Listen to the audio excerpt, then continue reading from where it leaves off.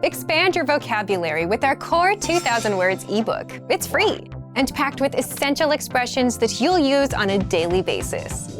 Start building your vocabulary today. Click the link in the description below to download your free Cantonese ebook before it's gone.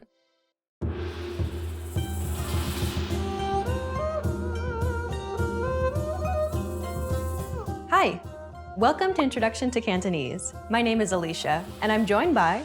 Hi everyone, I'm Junho. In this series, you'll learn everything you need to know to get started learning Cantonese. That's right, and we're here to help guide you through your journey. In this lesson, you'll learn the reasons why you should learn Cantonese and how to get started. Let's begin with the most obvious question. Why learn Cantonese? There are countless reasons, but perhaps the biggest one of all is that it could actually change your life. Learning a new language unlocks new pathways that used to be off limits to you. There are certain things that you simply cannot do without having the technical or cultural skills that come from learning a new language. Like working or living in another country. Knowing Cantonese provides you with greater job opportunities. You have the freedom to move to Hong Kong or Macau. You'll be able to earn a living, or even better yet, build a career from it, instead of just being stuck in one place. Language allows you to visit or live in places that you may never have even considered going. Knowing another language simply gives you more options to choose from. And learning a new language also helps you to be more open-minded and see the world from a new perspective. Language and culture go hand in hand. The world is a big place. By broadening your understanding of other cultures, it allows you to be more empathetic and understanding of the many different ways that people live their lives. With language, you're able to see and experience more, which helps you grow as a person. Learning a new language also improves your memory. Several studies have consistently shown that those who study another language have improved memory as opposed to those who didn't learn another language. Learning another language also keeps your brain healthy by significantly delaying the onset of Alzheimer's and dementia. The difference can be as much as 4 to 5 more years of quality life. And those are just some of the reasons you should learn another language. The list just goes on and on. Now you know the benefits of studying another language, but why should you learn Cantonese in particular? Have you ever heard of Bruce Lee, Jackie Chan, Chow Yun-fat? Well, they all came from Hong Kong. Cantonese pop culture is huge. Many of the movies, dramas, and songs that are loved by people from all over the world were created in Hong Kong. Not everything gets translated either. So unless you know Cantonese, you're missing out on a lot of the amazing things that Cantonese pop culture has to offer. And what about the fact that Hong Kong is one of the world's leading international financial centers? Hong Kong is one of the world's most significant financial centers. It has the highest Financial Development Index score, and it was ranked as the world's most competitive economy, as well as the freest market economy in the world. It also ranks within the top 10 in GDP per capita.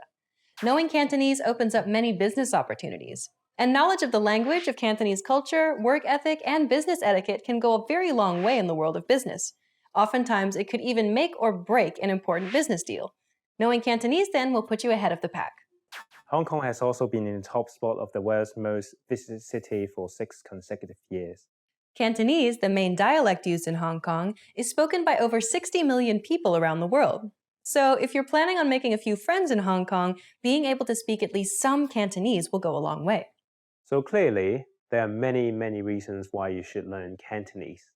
Okay then, we've talked about why you should start learning a language and why you should start learning Cantonese, but how should they get started, Junho?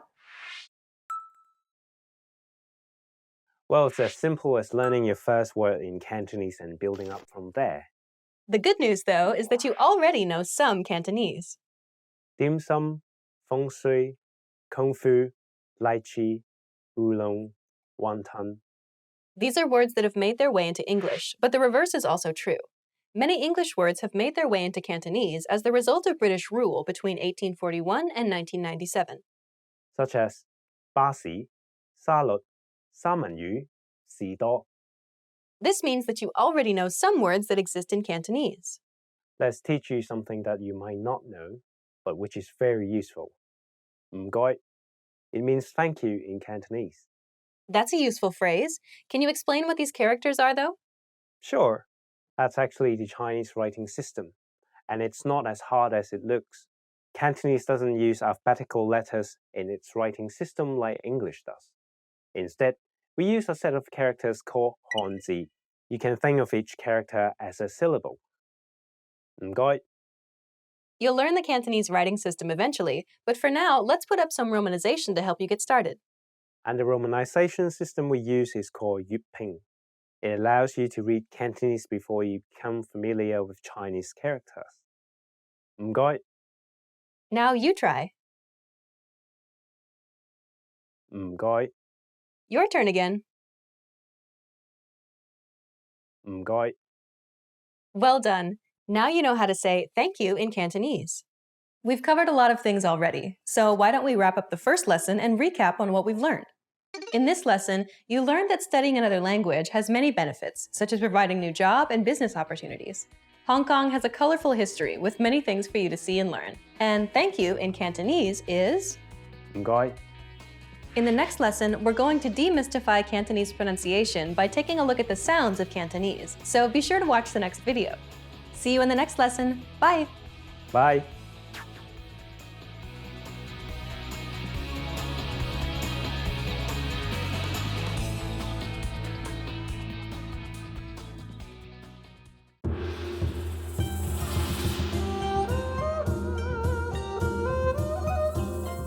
Hi! Welcome to Introduction to Cantonese. My name is Alicia, and I'm joined by... Hi everyone, I'm Jin Ho. In this lesson, you'll learn the basics of Cantonese pronunciation. Pronunciation refers to the manner in which a word is spoken, so don't focus on reading what's on screen. Instead, focus on listening and repeating.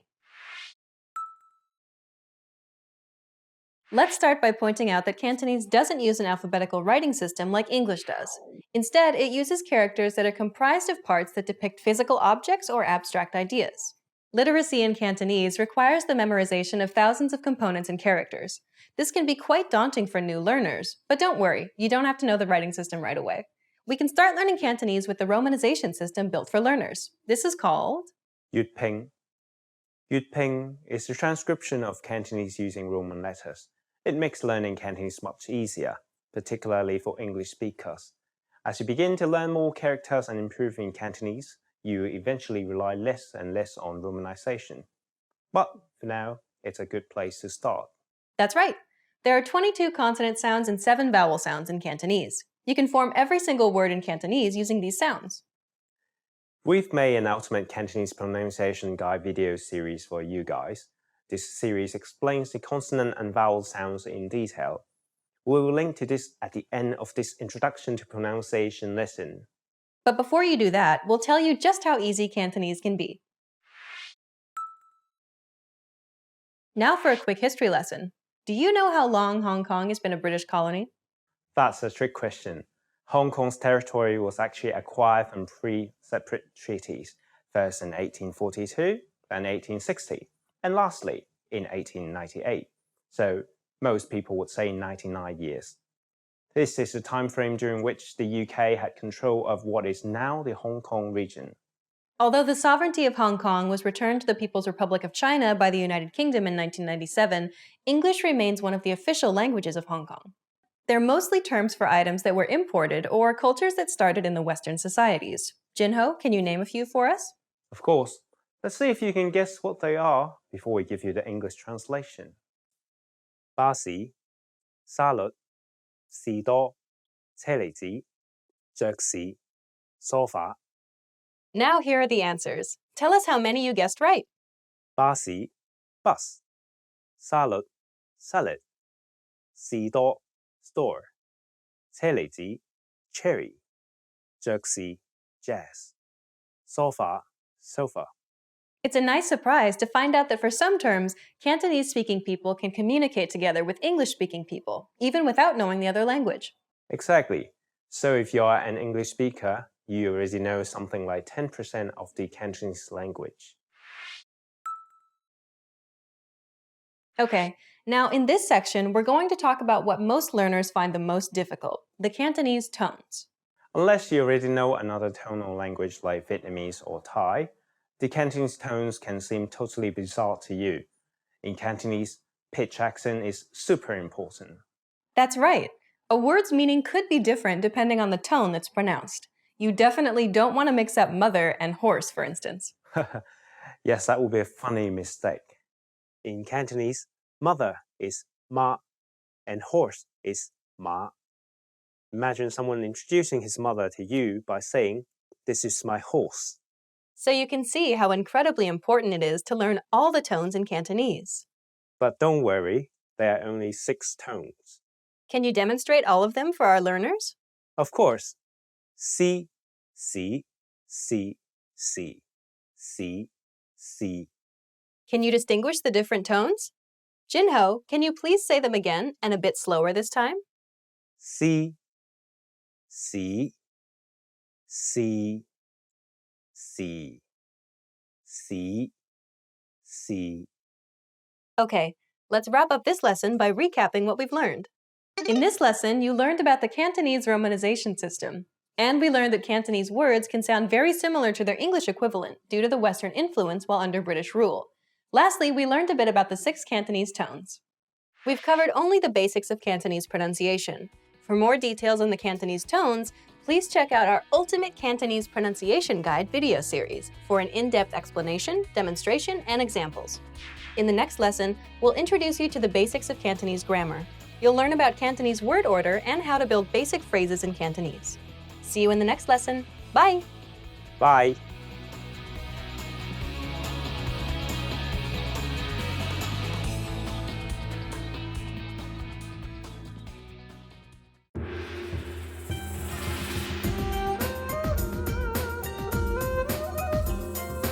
Hi! Welcome to Introduction to Cantonese. My name is Alicia, and I'm joined by... Hi everyone, I'm Jinho. In this lesson, you'll learn the basics of Cantonese grammar.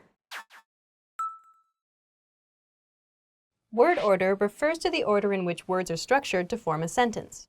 Consider the English sentence, I eat an apple.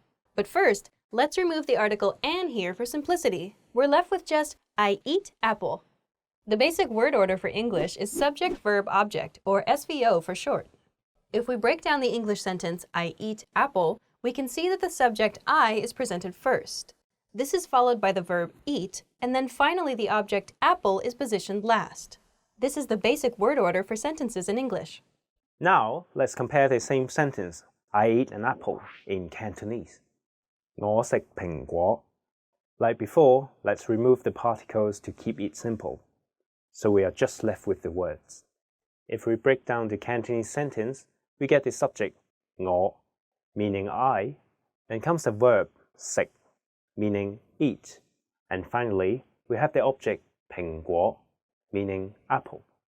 The word order for Cantonese is SVO, the same as English, easy. Right! And this is the basic word order for sentences in Cantonese. Okay, let's move on to the next section. To form basic sentences in Cantonese, keep that SVO word order in mind. Right. For example, 我睇戲. I watch movie. Let's break down the sentence. We start with the subject 我, meaning I, then comes the verb 睇, meaning watch, and finally, we have the object 戲, meaning movie. Subject, verb, object. Easy. Jinho, can you give us one more example? Sure, let's introduce a new subject, 你, meaning you. 你食蘋果. You eat apple. Okay, I recognize the words from the previous sentence. So we simply change the subject that begins the sentence without changing any other parts. Is that right? Yep. Unlike the Romance languages, there is no verb conjugation or gender in the Cantonese language. Yet, the word order is similar to English. So in fact, Cantonese is not that difficult. We start with the subject, 你, meaning you, then the verb, 食, meaning eat, and finally, the object, 蘋果, apple. That's how we form basic sentences in Cantonese. That's really simple. What about negative sentences? Forming negative sentences in Cantonese is even easier. Let's find out how. Forming negative sentences in Cantonese is easy. In most cases, we just need to add the character for no or negation in front of the verb. Jinho, can you give us some examples? Of course. Let's use the sentence, I eat apple. 我食蘋果. For example, to make it negative, just add in front of the verb 食, eat. 我唔食蘋果. I don't eat apple. Now let's make the sentence I watch movie negative. Okay, to recap, I watch movie in Cantonese is 我睇戲. 睇 is the verb watch, so the negative version of this sentence would be 我唔睇戲. I don't watch movie. Yep. So what do you think? Pretty easy, right? Let's talk now about how to form questions in Cantonese. We're going to start with an incredibly important and useful phrase. You're going to need this to ask what something is. So put the pronoun or name of the item first, and then add 係乜? For example, if you want to ask, what is this? You'd say 呢個係乜? In which 呢個 means this thing. And for what is that? It's 嗰個係乜? In which 嗰個 means that thing.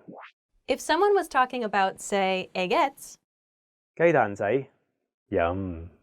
If you don't know what that is, then you can ask, what are eggets? 雞蛋仔係乜? So we start with the name of the item. 雞蛋仔 is a kind of Hong Kong street snack. Then we add 係乜? to form the question, what are eggets? Very straightforward. Now, you try to form a question. Leave it in the comment section for us to read. Yes, please. Okay, now let's wrap up this lesson by recapping what we've learned. In this lesson, you learned that Cantonese sentences are formed using a subject-verb-object, or SVO, word order. To form negative sentences, we put the negation character in front of the verb. And lastly, you can create basic what is something questions in Cantonese by saying the pronoun or name of an item first, followed by 係乜? We've covered only the very basics of Cantonese grammar. If you're interested in learning more, check out our Cantonese in 3 Minutes video series. In that course, we teach you useful phrases while covering the fundamentals of Cantonese grammar, and each lesson is only 3 minutes long. In the next lesson, we'll introduce you to the basics of Cantonese writing. See you in the next lesson. Bye! Bye. Hi everyone! Do you know how to say thank you in Cantonese? In this lesson, you'll learn 3 different ways to say it. Let's start with the easiest one. 唔該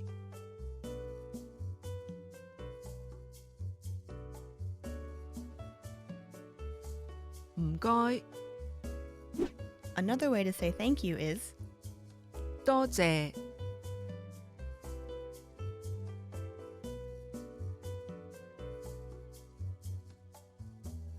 多謝 Finally, here's a third way to express your gratitude. 我好感謝你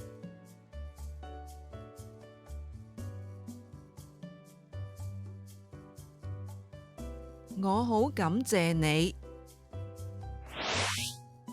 Okay, let's wrap up this lesson by recapping what we've learned. 唔該唔該多謝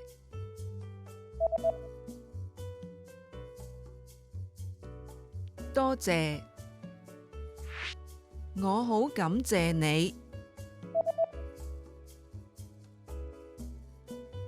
我好感謝你 Well done! You just learned 3 different ways to say thank you in Cantonese. And if you really want to become fluent and speak Cantonese from the very first lesson, go to CantoneseClass101.com. See you next time! Expand your vocabulary with our Core 2000 Words ebook. It's free and packed with essential expressions that you'll use on a daily basis. Start building your vocabulary today. Click the link in the description below to download your free Cantonese ebook before it's gone.